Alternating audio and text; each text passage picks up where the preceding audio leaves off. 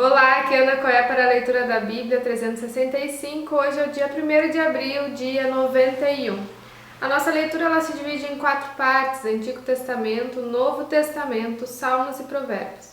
O objetivo é que possamos diariamente fazer um devocional da palavra, para nos conectarmos espiritualmente e principalmente nos fortalecermos na fé pelo ouvir da palavra. Te convido a escolher um local confortável e de preferência em silêncio para que você possa desfrutar deste momento em Cristo. E na autoridade do nome de Jesus, peço ao Espírito Santo que transbordem os nossos corações, tornando-os ensináveis para que possamos receber as revelações da leitura de hoje. Amém e amém. Lembre-se de se inscrever no canal e ativar o sininho para receber as notificações diárias. E principalmente, compartilhe com os amigos para que possamos levar o Evangelho de Deus por todas as nações. Mateus 24:14. E curte o vídeo também. Deuteronômio, capítulo 18, versículo 1. Os sacerdotes levitas e toda a tribo de Levi não terão parte nem herança em Israel. Comerão das ofertas queimadas ao Senhor e daquilo que lhe é devido. Não terão herança no meio dos seus compatriotas. O Senhor é a herança deles, como Ele mesmo lhes prometeu. Será este, pois, o direito devido aos sacerdotes, da parte do povo, dos que oferecem sacrifício, seja gado ou rebanho? Devem dar ao sacerdote a espádua, as queixadas e o estômago. Vocês devem dar-lhes as primícias do cereal, do vinho e do azeite e as primícias da tosquia das ovelhas. Porque o Senhor, o Deus de vocês, escolheu os levitas, os filhos deles, do meio de todas as tribos de Israel, para ministrarem em nome do Senhor todos os dias. Se um levita que estiver morando em qualquer das cidades de todo Israel vier com todo o desejo da sua alma ao lugar que o Senhor escolheu e ministrar em nome do Senhor, o Deus de vocês, como fazem todos os outros levitas que ali ministram diante do Senhor, ele deverá receber porção igual à dos outros levitas para comer, além das vendas do seu patrimônio. Quando vocês entrarem na terra que o Senhor Deus, seu Deus, lhes der, não aprendam os costumes abomináveis daqueles povos, que não existe entre vocês ninguém que queime o seu filho ou a sua filha em sacrifício, nem que seja adivinho, prognosticador, agoeiro, feiticeiro, encantador, necromante, praticante de magia, ou alguém que consulte os mortos, pois todo aquele que faz tal coisa é abominação ao Senhor. E por essas abominações o Senhor, o Deus de vocês, está expulsando esses povos de diante de vocês. Sejam perfeitos para com o Senhor seu Deus, porque as nações dessa terra que vocês vão possuir ouvem os prognosticadores e os adivinhos. Mas o Senhor, o Deus de vocês, não permitiu que vocês fizessem tal coisa. O Senhor seu Deus fará com que, do meio de vocês, do meio dos seus irmãos, se levante um profeta semelhante a mim. A ele vocês devem ouvir, porque isso foi o que vocês pediram ao Senhor seu Deus em Horebe, no dia em que o povo estava reunido. Vocês disseram: não nos faça ouvir de novo a voz do Senhor, nosso Deus, nem ver este grande fogo, para que não morramos. Então o Senhor lhe disse: eles estão corretos naquilo que disseram. Farei com que se levante do meio dos seus irmãos um profeta semelhante a você, em cuja boca porei as minhas palavras, e ele lhe falará tudo o que eu lhe ordenar. De todo aquele que não ouvir as minhas palavras que ele falar em meu nome, disso lhe pedirei contas. Porém, o profeta que tiver a presunção de falar alguma palavra em meu nome, algo que eu não mandei que falasse, ou que falar em nome de outros deuses, esse profeta deve ser morto. Se vocês pensarem, como conheceremos a palavra que o Senhor não falou? Saibam que, quando esse profeta falar em nome do Senhor e a palavra dele não se cumprir, nem acontecer o que ele profetizou, esta é uma palavra que o Senhor não falou. Tal profeta falou isso com presunção, não tenham medo dele. Quando o Senhor seu Deus eliminar as nações cuja terra dará a vocês, e quando vocês desalojarem essas nações e morarem nas cidades e nas casas deles, separem 3 cidades no meio da terra, que o Senhor seu Deus dará a vocês para que dela tome posse. Preparem um caminho e dividam em 3 partes a terra que o Senhor seu Deus lhes dará por herança, e isso será que nela se refugiem todo homicida. Este é o caso do homicida que nela se refugiar, para que salve sua vida, aquele que involuntariamente matar o seu próximo, a quem não odiava. Assim, se alguém entrar com o seu próximo na floresta para cortar lenha, e manejando com impulso o machado para cortar uma árvore, o ferro saltar do cabo e atingir o seu próximo, e este morrer, aquele homem poderá se refugiar numa dessas cidades e salvar sua vida. Isso para que o vingador do sangue não persiga o homicida quando ficar furioso, e o alcance, por ser longo o caminho, e lhe tire a vida, porque não merece morrer, pois não o odiava. Portanto, ordeno a vocês que separem 3 cidades. Se o Senhor seu Deus ampliar o território de vocês, como jurou aos pais de vocês, e lhes der a terra que prometeu a eles, desde que vocês guardem e cumpram todos estes mandamentos que hoje lhes ordeno, amando o Senhor seu Deus e andando nos seus caminhos todos os dias, então vocês devem acrescentar mais 3 cidades além destas 3, para que não derrame sangue inocente na terra que o Senhor seu Deus lhes está dando por herança, pois vocês seriam culpados da morte de homens inocentes. Mas, se houver alguém que odeie o seu próximo, armar-lhe ciladas, levanta-se contra ele e o mata, e então se refugia numa dessas cidades, os anciãos da sua cidade mandarão tirá-lo dali e entregá-lo na mão do vingador do sangue, para que seja morto. Não olhem para ele com piedade, pelo contrário, exterminem de Israel a culpa do sangue inocente, para que tudo vá bem com vocês. Não mudem os marcos da divisa do seu próximo, que os antigos fixaram na herança de vocês, na terra que o Senhor seu Deus lhes dá, para que dela tomem posse.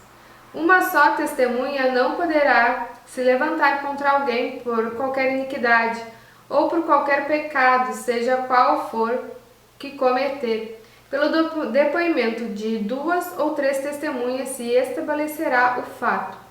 Quando se levantar testemunha falsa contra alguém para o acusar de alguma transgressão, então os 2 homens que tiverem a demanda se apresentarão diante do Senhor, diante dos sacerdotes e dos juízes que houver naqueles dias. Os juízes examinarão o caso com cuidado e, se a testemunha for falsa e tiver testemunhado falsamente contra o seu irmão, receberá o castigo que tinha em vista para o seu irmão. E assim exterminarão o mal do meio de vocês, para que os que ficarem ouçam, temam e nunca mais tornem a fazer semelhante mal no meio de vocês. Não olhem para ele com piedade, vida por vida, olho por olho, dente por dente, mão por mão, pé por pé.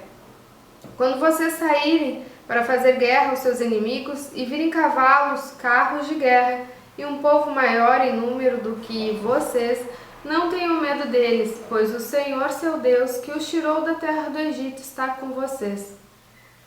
Quando estiverem se preparando para a batalha, o sacerdote se adiantará e falará ao povo, dizendo: Escute, povo de Israel, hoje vocês estão se preparando para lutar contra os seus inimigos. Que o coração de vocês não desfaleça. Não tenham medo, não tremam, nem fiquem apavorados diante deles, porque o Senhor, o seu Deus, o Deus de vocês, é quem os acompanha e vai lutar por vocês contra os seus inimigos, para que vocês sejam salvos. Os oficiais falarão ao povo, dizendo: Existe aqui entre nós alguém que construiu uma casa nova e ainda não a consagrou? Volte para casa, para que não morra na batalha e outro tenha de consagrar a casa. Existe aqui entre nós alguém que plantou uma vinha e ainda não colheu as uvas? Volte para casa, para que não morra na batalha e outro venha desfrutar da vinha. Existe aqui entre nós Algum homem que contratou casamento com uma mulher e ainda não a recebeu como esposa? Vá, volte para casa para que não morra na batalha e outro homem a receba como esposa. Os oficiais continuarão a falar com o povo, dizendo: existe aqui entre nós algum homem medroso e de coração tímido? Vá, volte para casa para que seus irmãos não acabem ficando com medo também. Quando os oficiais tiverem falado ao povo, designarão os capitães dos exércitos para que fiquem à frente do povo. Quando vocês se aproximarem de uma cidade para lutar contra ela, apresente-lhes primeiro uma proposta de paz. Se a resposta é de paz e os moradores abrirem os portões, todos os que estiverem na cidade serão sujeitos a trabalhos esforçados e passarão a servir vocês. Porém, se eles não fizerem paz com vocês, mas declararem guerra, então vocês devem sitiar a cidade. E o Senhor, seu Deus, a entregará na mão de vocês e vocês devem matar com a espada todos os do sexo masculino que houver na cidade. Mas vocês podem ficar com as mulheres, as crianças, os animais e tudo que houver na cidade, todo o seu despojo. Podem desfrutar o despojo dos inimigos que o Senhor, seu Deus, entregou a vocês. Façam assim com todas as cidades que estiverem longe de vocês, que não forem da cidade destes povos. Porém, na cidade dessas nações que o Senhor, seu Deus, lhes dá como herança, não deixe ninguém com vida. Pelo contrário, como o Senhor, seu Deus, lhes dá como herança, não deixe ninguém com vida. Pelo contrário, como o Senhor, seu Deus, ordenou, vocês devem destruí-las totalmente. Os heteus, os amorreus, os cananeus, os ferezeus, os heveus e os jebuseus, para que essas nações não ensinem vocês a fazer segundo todas as suas abominações que fizeram a seus deuses, pois vocês estariam pecando contra o Senhor, seu Deus. Quando sitiarem uma cidade por muito tempo, lutando contra ela para a tomar, não destruam as árvores, cortando-as com um machado, porque vocês podem comer de seus frutos. Por isso, não cortem as árvores. Será que as árvores do campo são pessoas para que se sintam sitiadas por vocês? Mas as árvores cujos frutos vocês sabem que não são comestíveis, essas vocês podem derrubar e cortar, para com elas cercar a cidade que está em guerra contra vocês, até que seja conquistada. Lucas capítulo 9, versículo 28. Cerca de 8 dias depois de proferidas estas palavras, Jesus levou consigo Pedro, João e Tiago e subiu ao monte com o propósito de orar. E aconteceu que, enquanto ele orava, a aparência do seu rosto se transfigurou e a roupa dele ficou de um branco brilhante. E eis que 2 homens falavam com ele. Eram Moisés e Elias, que apareceram em glória e falavam da morte de Jesus, que ele estava para cumprir em Jerusalém. Pedro e seus companheiros estavam caindo de sono, mas conservando-os acordados, viram a glória de Jesus e os 2 homens que estavam com ele. Quando estes começaram a se afastar de Jesus, Pedro lhe disse: Mestre, bom é estarmos aqui. Façamos 3 tendas, uma para o Senhor, outra para Moisés e outra para Elias. Porém, Pedro não sabia o que estava dizendo. Enquanto assim falava, veio uma nuvem e os envolveu, e ficaram com medo ao entrar na nuvem. Dela veio uma voz que dizia: Este é o meu filho, meu eleito, escutem o que ele diz. Depois daquela voz, perceberam que Jesus estava sozinho, eles ficaram calados, e naqueles dias não contaram nada a ninguém a respeito do que tinham visto. No dia seguinte, quando eles desceram do monte, uma grande multidão veio ao encontro de Jesus e eis que do meio da multidão surgiu um homem dizendo em voz alta: Mestre, peço que o Senhor olhe o meu filho, porque é o único que tenho. O espírito se apodera dele e de repente o menino grita e o espírito o convulsiona até espumar e dificilmente o deixa depois de ter o maltratado. Pediu aos seus discípulos que o expulsassem, mas eles não puderam. Jesus exclamou: Ó geração incrédula e perversa, até quando estarei com vocês, terei que suportá-los. Traga o seu filho aqui. Quando o menino estava se aproximando, o demônio o atirou no chão e o convulsionou, mas Jesus repreendeu. O espírito imundo curou o menino e entregou ao pai, e todos ficaram maravilhados com a majestade de Deus. Como todos estavam admirados com tudo que Jesus fazia, ele disse aos seus discípulos: prestem bem atenção. Nas seguintes palavras: o Filho do Homem está para ser entregue nas mãos dos homens. Eles, porém, não entendiam isso e lhes foi encoberto para que não o compreendessem. E temiam fazer perguntas a Jesus a respeito deste assunto. Surgiu entre os discípulos uma discussão sobre qual deles seria o maior. Mas Jesus, sabendo o que se passava no coração deles, pegou uma criança, colocou junto de si e lhes disse: quem receber esta criança em meu nome é a mim que recebe. E quem receber a mim, recebe aquele que me enviou. Porque aquele que for o menor de todos entre vocês, esse é grande. João tomou a palavra e disse: mestre, vimos certo homem que expulsava demônios em seu nome, mas nós o proibimos de fazer isso, porque não segue conosco. Mas Jesus lhe disse: não proíbam, pois quem não é contra vocês é a favor de vocês. Salmo 73. Salmo de Asaf. De fato, Deus é bom para com Israel, para com os de coração limpo. Quanto a mim, porém, quase me resvalaram os pés, pouco faltou para que se desviassem os meus passos. Pois eu invejava os arrogantes ao ver a prosperidade dos maus. Para eles não há preocupações e o seu corpo é forte e sadio. Não partilham das canseiras dos mortais, nem são afligidos como os outros. Por isso a soberba os cinge como um colar, e a violência os envolve como um manto. Os olhos saltam-lhes de tanta gordura. Do coração deles brotam fantasias. Zombam e falam com maldade. Falam da opressão com arrogância. Abrem a boca para falar contra os céus, e a língua deles percorre a terra. Por isso seu povo se volta para eles e os tem por fonte, da qual bebe com avidez. Eles dizem: como Deus ficará sabendo? Por acaso o Altíssimo tem algum conhecimento? Eis que estes são os ímpios, e sempre tranquilos aumentam as suas riquezas. Com certeza foi inútil conservar puro o meu coração e lavar as minhas mãos na inocência, pois o dia inteiro sou afligido, a cada manhã sou castigado. Se eu tivesse pensado em falar tais palavras, já aí teria traído a geração de teus filhos, ó Deus.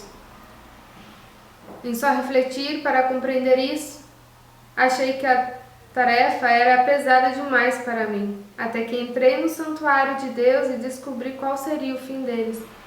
Tu certamente os pões em lugares escorregadios e fazes cair na destruição. Como são destruídos num instante, são totalmente aniquilados de terror, como acontece com um sonho quando alguém acorda, assim, ó Senhor. Ao despertares, desprezarás a imagem deles. Quando o meu coração estava cheio de amargura e o meu íntimo se comoveu, eu estava embrutecido e sem entendimento. Era como um animal diante de ti. No entanto, estou sempre contigo, tu me seguras pela minha mão direita. Tu me guias com o teu conselho e depois me recebes na glória. Quem tenho eu no céu além de ti? E quem poderia eu querer na terra além de ti? Ainda que minha carne e meu coração desfaleçam, Deus é a fortaleza do meu coração. É a minha herança para sempre. Os que se afastam de ti certamente perecerão. Tu destróis todos os que são infiéis para contigo. Quanto a mim, bom é estar perto de Deus. Faço do Senhor Deus o meu refúgio, para proclamar todas as suas obras. Provérbios capítulo 12, versículo 10. O justo cuida dos seus animais, mas o coração dos ímpios é cruel. Terminamos mais uma leitura diária, muito grata por este momento. Tenha um extraordinário dia, Deus abençoe você e a sua família. E até amanhã!